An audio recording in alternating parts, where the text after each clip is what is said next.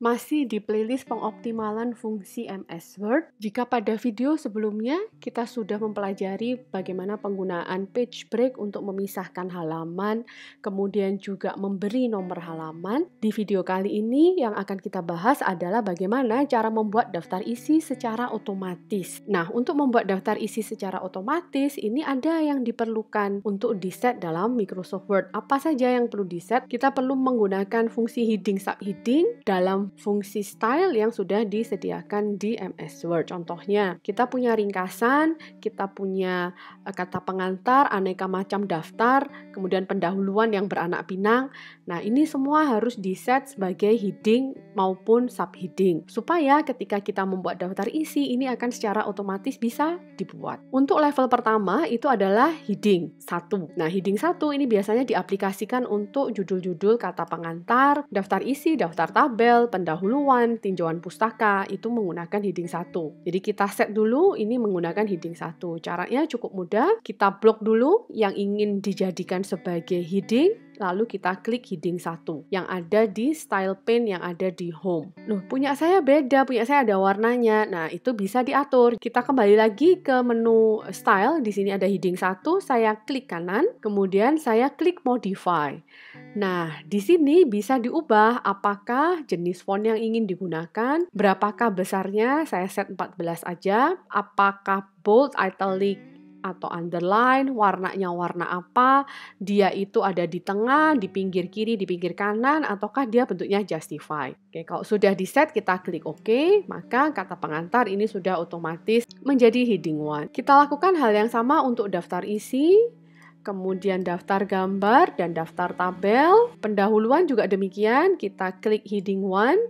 Nah, latar belakang ini merupakan anaknya pendahuluan, maka ini disebut sebagai heading 2. Heading 2 juga sama, kita modify dulu, kita sesuaikan. Saya inginnya dia bold, fontnya 12 saja, warnanya hitam, lalu saya klik OK. Kontribusi penelitian juga merupakan heading 2, rumusan masalah juga heading 2. Kita lakukan hal yang sama untuk tinjauan pustaka sampai selesai. Tinjauan pustaka heading 1, konsep A, heading 2, ini heading 2, teori, ini heading 2. Kemudian pengembangan hipotesis ini adalah heading 2. Di dalam pengembangan hipotesis ini ada pengaruh A terhadap Y yang merupakan anak dari pengembangan hipotesis, maka ini adalah heading 3. Nah, heading 3 juga perlu kita sesuaikan, maka saya klik kanan, modify, saya ingin warnanya hitam saja, bold, saya pakai open sans, kemudian saya beri italic misalnya, lalu saya klik OK. Ini adalah heading 3, ini adalah heading 3. Kita lanjutkan ke bab-bab yang lain.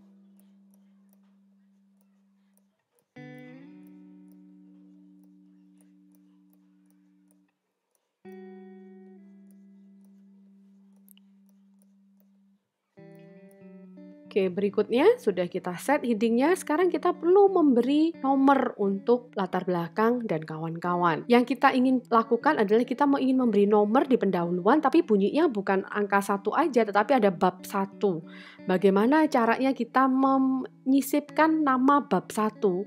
Nah, ini sangat mudah, kita bisa menggunakan multi-level list. Jadi di palette, kemudian ada numbering, di sebelahnya ini ada multi-level list, kita pakai yang itu. Jadi saya klik di multi-level list, kemudian saya pilih yang modelnya seperti ini, 1, 1.1, 1.11, jadi kita gunakan heading. Loh, keluarnya kok 5? Oke, jangan panik, kita perlu setting ini dulu. Kenapa sih kok ini keluar 5? Karena kita sudah punya 4 heading yang lain. Nah, dia ada di kata pengantar, daftar isi, daftar gambar, dan daftar tabel. Oh, ringkasan ini juga perlu dihidingkan, tinggalan. Kita tidak mau yang lain-lain ini punya nomor, maka yang bisa dilakukan adalah ya di del aja. Jadi klik di backspace, kemudian kita buat dia center. Di kata pengantar, saya backspace, kemudian saya tengahkan. Sama halnya untuk daftar isi, daftar gambar, dan daftar tabel. Ini semuanya bisa ditengahkan. Ini nanti akan berubah menjadi angka 1 pendahuluan. Tapi saya juga nggak mau 1, saya maunya keluar bab 1. Oke, kalau memang maunya keluar bab 1, kita ubah di penamaan nomornya. Caranya adalah di heading, di style heading 1, ini kita modify, klik kanan modify. Kemudian di bawah ini ada format, kita klik di tanda panah, kita klik numbering. Nah, di sini karena tadi kita sudah ngeset 1.1.1, 1.1.1, maka ini bisa di-modify atau di-customize. Jadi, yang biru, yang aktif itu di heading 1, 1.1, 1.1.1 heading 3, kita customize. Enter formatting for number, itu kita tambahkan bab, kemudian spasi 1. Di level 1, kita pakainya bab 1. Di level 2, nanti ya langsung 1.1, 1.2 kan nggak perlu muncul bab lagi. Kalau sudah, jadi ada bab 1, heading 1, maka kita klik OK. Pastikan ininya 0, indennya juga bisa ditaruh di 0. Saya klik OK, lalu saya klik OK. Maka otomatis dia akan menjadi bab 1, pendahuluan. Tapi saya juga tidak mau seperti ini, saya mau bab 1, kemudian di bawahnya pendahuluan. Oke, itu bisa dilakukan. Caranya adalah kita turunkan pendahuluan. Bukan di enter. Kalau kita enter, maka dia akan jadi bab 2. Tetapi kita gunakan shift, kemudian enter. Nah, ini dia menjadi bab 1 pendahuluan. Kita lihat yang bab 2. Bab 2 juga begitu. Ini perlu kita turunkan. Jadi ada bab 2, tinjauan pustaka. Bab 3, metode penelitian, kita turunkan. Terakhir, ini adalah bab 4. Nah, karena masih menceng, ini nanti tinggal kita rapikan biasa, tidak susah. Nah, semua sudah ada. Heading sudah terbentuk. Heading 2 juga sudah terbentuk. Sekarang waktunya kita membuat daftar isi. Bagaimana membuat daftar isi? Sangat mudah sekali. Jadi kita taruh kursor di bawahnya daftar isi, kita klik references, kemudian ada table of content di sebelah kiri, kita klik tanda panah bawah, kemudian klik yang custom table of content. Nah, di situ saya pilih from template saja, kemudian yang bawah sendiri ini saya antik yang menggunakan link. Ini nanti akan kelihatan seperti ini, heading 1, heading 2, heading 3. Kemudian saya bisa klik OK. Maka apa yang terjadi? Otomatis semuanya akan terbentuk. Apabila ternyata misalnya tadi ya rumusan masalah itu ada di halaman 1. Apabila ternyata latar belakang ini kurang, maka saya harus menambahkan lagi. Maka kan otomatis rumusan masalah ini akan bergeser ke halaman nomor 2. Cara mengeditnya untuk daftar isi cukup mudah.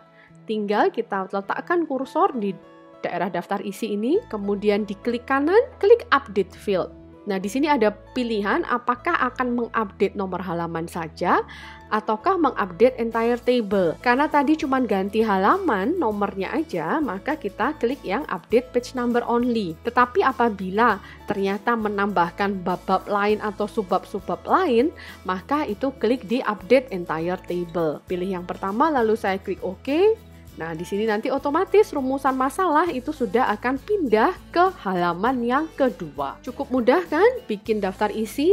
Yang penting heading sub-headingnya sudah benar, maka daftar isinya ini nanti akan otomatis mengikuti. Daftar isi ini juga bisa kita rapikan, misalnya ingin dikecilkan spasinya atau kita nggak mau ringkasan ini huruf capital, maunya huruf sentence case, itu bisa dirapikan. Tetapi merapikan ini nanti terakhir sendiri saja ketika dokumen skripsi ini sudah jadi atau sudah siap untuk dikumpulkan. Jadi kita setting ini terakhir. Karena apabila kita set di tengah-tengah, ternyata nanti masih akan menambah bab, masih akan menambah mengganti nomor halaman, segala macam, itu nanti kita update daftar isi, dia akan kembali seperti format ini. Jadi updatingnya kita lakukan di yang paling terakhir. Berikutnya kita akan bahas bagaimana membuat daftar gambar dan daftar tabel, serta bagaimana melakukan penomoran terhadap gambar dan tabel. Seperti contoh, saya punya gambar di bab 3, gambarnya seperti ini. Saya ingin memberi nama bahwa ini adalah gambar 3.1,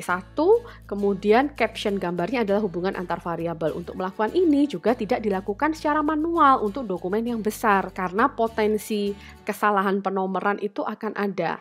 Bagaimana caranya? Kita saksikan di video berikutnya.